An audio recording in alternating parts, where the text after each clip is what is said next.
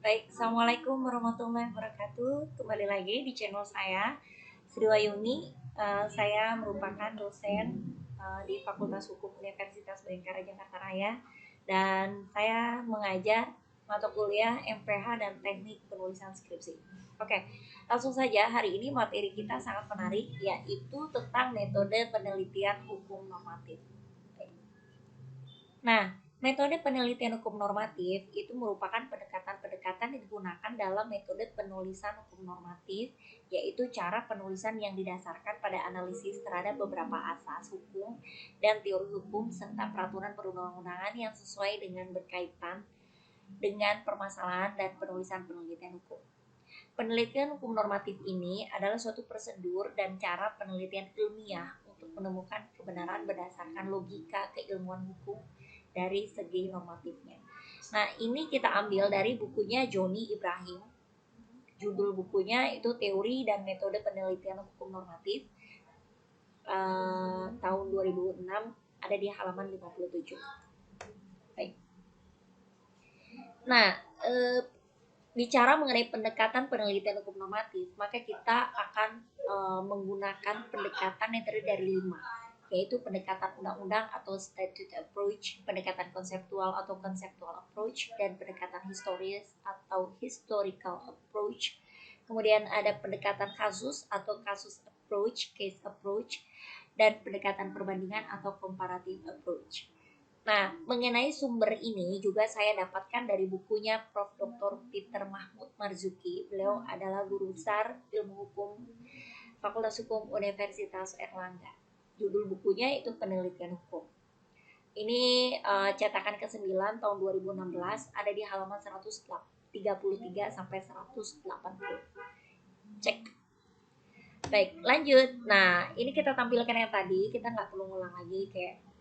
Nah, kita akan bahas di sini 2 aja, yaitu pertama, sebenarnya ada 5, tapi saya akan bahas 2. 3-nya akan dibahas di channel berikutnya. Oke. Yang pertama kita akan lanjutkan yaitu tentang apa sih pendekatan perundang-undangan atau statute approach. Pendekatan perundang-undangan atau statute approach merupakan penelitian yang mengutamakan bahan hukum yang berupa peraturan perundang-undangan sebagai bahan acuan dasar dalam melakukan sebuah penelitian. Biasanya digunakan untuk meneliti peraturan perundang-undangan yang dalam penomanya masih terdapat kekurangan atau praktek penyimpangan baik dalam tataran teknis atau dalam pelaksanaannya di lapangan. Pendekatan ini juga merupakan suatu peraturan perundang-undangan yang bersangkut paut dengan permasalahan atau isu hukum yang sedang dihadapi. Misalnya, dilakukan dengan mempelajari konsistensi atau kesesuaian antara undang-undang dasar yang kita kenal saat ini adalah UUD dengan undang-undang atau antara undang-undang yang satu dengan undang-undang yang lainnya.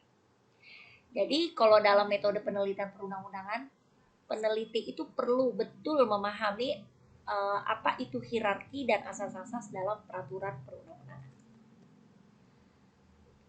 Masih lanjut ya. Next kita akan lanjut. Oke, seperti itu tadi penjelasan mengenai pendekatan metode penelitian hukum normatif dengan pendekatan perundang-undangan. Sekarang kita akan masuk yang kedua, yaitu metode penelitian hukum normatif dengan pendekatan kasus atau yang kita kenal dengan istilah case approach.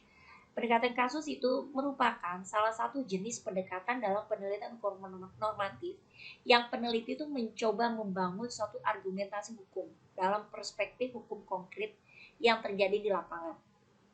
Kasus ini tentu erat kaitannya dengan kasus atau peristiwa hukum yang terjadi di lapangan. Untuk itu biasanya jenis pendekatan ini tujuannya adalah untuk mencari nilai kebenaran serta jalan keluar terbaik terhadap peristiwa hukum yang terjadi sesuai dengan prinsip-prinsip keadilan. Pendekatan ini dilakukan dengan melakukan telaah pada kasus-kasus yang berkaitan dengan isu hukum yang dihadapi. Oke. Baik, mengenai pendekatan kasus ya, itu Anda bisa dapatkan ya, bisa Anda cari di bukunya Profesor Dr. Peter Mahmud Marzuki di halaman 158 sampai 166. Jadi pendekatan kasus itu perlu dipahami yaitu alasan-alasan hukum yang digunakan oleh hakim untuk mencapai suatu keputusannya. Sehingga kasus-kasus yang ditelaah merupakan kasus yang telah memperoleh putusan pengadilan yang berkekuatan hukum tetap. Seperti itu. Oke, kali ini saya akan menghadirkan beberapa tugas atau paparan materi dari beberapa mahasiswa saya terkait dengan isu terkini, yaitu ada dampak atau impact dari pandemi COVID terhadap beberapa hal. Tentu kita mengkaji dari sisi hukum. Nah, inilah saya akan mempersilahkan Anda untuk melihat seperti apa paparan beberapa dari mahasiswa saya. Baik, kita saksikan dan Assalamualaikum warahmatullahi wabarakatuh. Salam sejahtera, namo Om Swastiastu, namo Buddhaya, salam kebajikan. Kali ini saya mempresentasikan tugas dari mata kuliah Metode Penelitian Hukum dengan dosen Ibu Sri Wahyuni, SH, MH. Saya sendiri dengan Erwin Hutapea. Judul saya dalam pembahasan tugas kali ini adalah tentang efektivitas Undang-Undang Nomor 5 Tahun 1990 dan keterkaitan pada pandemi COVID-19. Kebetulan saya dapat putusan juga, studi kasus, putusan nomor 112 garis miring PID titik B garis miring LH garis miring 2019 garis miring PNI UNR. Jadi diawali dari keinginan tahuan saya tentang apa sih penyebab COVID-19 itu. Ternyata COVID-19 itu adalah sebagai penyakit zoonosis. Kepanjangan dari COVID-19 ini adalah Coronavirus Disease 2019. Oleh World Health Organization (WHO) mendefinisikan zoonosis sebagai penyakit infeksi yang secara alamiah dipindahkan dari hewan bertulang belakang dan manusia. Perpindahan penyakit dan infeksi yang dibawa dari hewan ke dalam tubuh manusia menandakan terjadinya permasalahan dalam relasi kita sebagai manusia dengan alam. Dalam hal ini menjadi penting untuk melihat COVID-19 dengan kaitannya dengan hukum lingkungan. Yakni rumusan masalah dalam makalah ini dan identifikasi masalah di atas, penulis menuliskan rumusan masalah sebagai berikut. Bagaimana kemunculan pandemi zoonosis COVID-19 pada satwa terenggiling dan dampak dari pandemi COVID-19 pada satwa di Indonesia. B. Terus bagaimana penerapan hukum terhadap satwa yang dilindungi termasuk terenggiling di dalamnya menurut Undang-Undang Nomor 5 Tahun 90 tentang konservasi sumber daya alam ekosistemnya.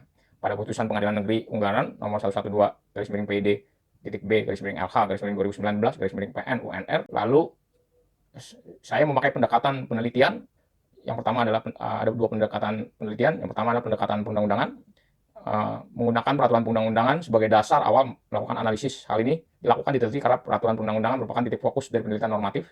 Sebagaimana penelitian itu fokus pada Undang-Undang Nomor 5 Tahun 90 tentang konservasi sumber daya alam, hayati, dan ekosistemnya. Sekian dan terima kasih. Semoga tugas saya bisa memenuhi dalam permata kuliah metode penelitian hukum ini dan bisa juga bermanfaat bagi kita semua. Assalamualaikum warahmatullahi wabarakatuh. Salam. Assalamualaikum warahmatullahi wabarakatuh. Nama saya Lili Iskandar, NPM 2017 10 11 50 64. Saya dari kelompok 1 kelas 6 C2. Saya ingin mempresentasikan tugas saya dengan judul narapidana asimilasi berulah kembali akibat dampak pandemi COVID-19 di Indonesia. Yang pertama, bab pendahuluan. Indonesia masih bergelut melawan virus corona hingga saat ini sama dengan negara lain di dunia. Jumlah kasus virus corona terus bertambah dengan berdasar beberapa melaporkan kesembuhan dan tidak sedikit yang meninggal. Usaha penanganan dan pencegahan terus dilakukan demi melawan COVID-19 dengan gejala mirip flu, mengakibatkan rumusan masalah mengapa narapidana asimilasi cenderung melakukan kejahatan. Yang kedua, bagaimana cara menghadapi narapidana agar narapidana tidak melakukan kejahatan berulang kali di saat pandemi ini terjadi. Kerangka teori, pembuatan penelitian ini bertujuan untuk mencari tahu bagaimana proses penyebaran virus COVID-19 di Indonesia sehingga kita bisa sebagai masyarakat bisa antisipasi untuk mencegah virus ini tidak menyebar luas lagi sehingga perekonomian di Indonesia kembali stabil seperti dahulu kala. Metode penelitiannya dalam penelitian ini menggunakan data sekunder, yaitu merupakan data yang disediakan oleh pihak ketiga seperti pemerintah, media, atau organisasi lainnya di luar penelitian dan partisipasi penelitian. Metode penelitian deskriptif dipilih berdasarkan kebutuhan peneliti untuk menarasikan perilaku sosial yang secara spesifik terjadi dalam konteks sosial tertentu. Metode deskriptif disebut juga metode naratif. Data yang diperoleh berupa narasi mendalam yang secara detail menjelaskan objek penelitian yang detail. Jangan lupa like and subscribe di channel ini, dan Anda boleh memberikan saran ataupun pertanyaan terkait dengan materi yang dipaparkan. Untuk materi berikutnya kita akan bertemu di sesi selanjutnya. Tetap bersama Siwayuni, tetap keren. Terima kasih. Assalamualaikum warahmatullahi wabarakatuh.